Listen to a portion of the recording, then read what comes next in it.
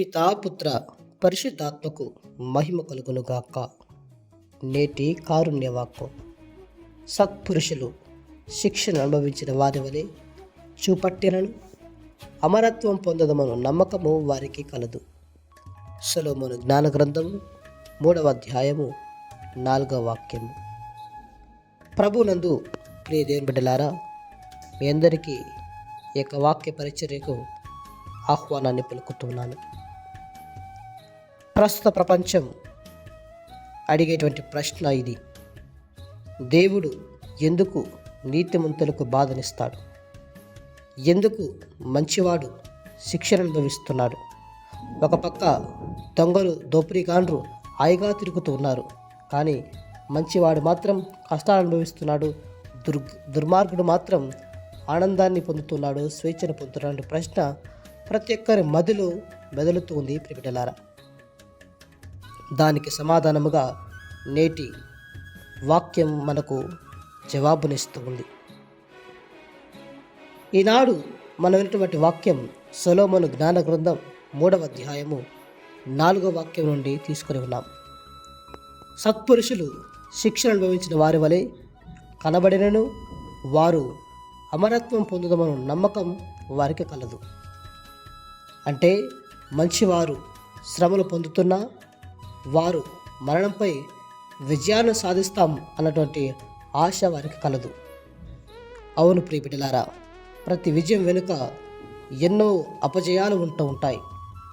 అపజయం లేనిదే విజయం ఉండదు. మన జీవితంలో ఏదైనా సాధించాలని అనుకుంటే దాని వెనుక ఎన్నో శ్రమలు, ఎన్నో ఇబ్బందులు కలుగుతూ ఉంటాయి. ఏది కూడా సులువుగా రాదు. ఏదైనా సులువుగా వస్తుందంటే అది కడ వరకు నిలవదు. ముందుగా కష్టపడిన వానికి ఫలితం ఉంటుంది, శ్రమించిన వానికి ఫలితం ఉంటుంది. తల్లి పురిటి నొప్పుల వెనుక పుట్టేటంత ఆనందం ఉంటుంది ప్రియబిడ్డలారా.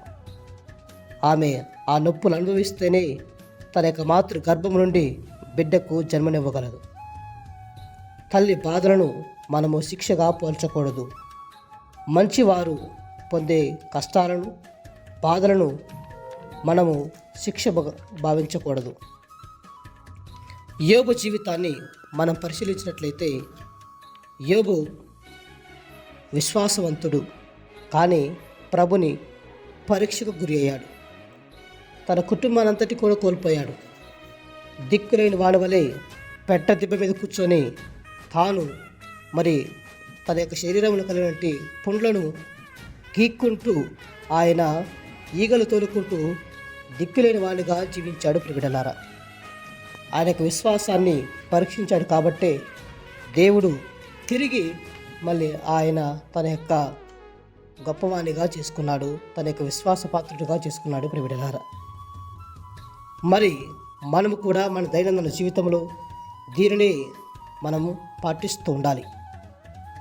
అందుకే పునీత యాకోబు గారు రాసిన లేఖ 1వ అధ్యాయము 12వ వాక్యములో ఈ విధంగా చెప్పబడి ఉంది: శోధనకు గురి అయినను విశ్వాసము కోల్పోని వ్యక్తి ధన్యుడు. ఎలైనా పరీక్ష యందు అతడు ఉత్తీర్ణుడగుటలో అతనికి జీవకిరీటము ప్రసాదింపబడును. అదే తనకు దేవుడు ప్రసాదించబోవు బహుమతి అని తెలియజేస్తున్నారు. కాబట్టి ప్రియబిడ్డలారా, మన జీవితంలో కష్టాలు వచ్చినప్పుడు, అవమానాలు ఎదురైనప్పుడు వాటిని మనము శాపాలుగా భావించకుండా ప్రభుని యొక్క పరీక్షగా భావించి మనము జీవ కిరీటాన్ని పొందుకోవడానికి మనం ప్రయత్నిస్తుండాలి. క్రీస్తు భగవానుడు కూడా అదే పలికినాడు: నీతి నిమిత్తము ఆకలి దప్పులు గలవారు ధన్యులు, వారు సంతృప్తి పరపబడుదురని. కాబట్టి మనము మన దైనందిన జీవితంలో ఈ యొక్క వాక్యాన్ని మనము శ్రద్ధగా ఆలకిస్తూ దేవుని యొక్క అడుగుజాడల్లో పయనించడానికి, దానిని పాటించడానికి ఎల్లప్పుడూ కూడా కృషి చేద్దాం. దేవుడు మనను, మన కుటుంబాలను దీవించి కాచి కాపాడును గాక. ఆమేన్.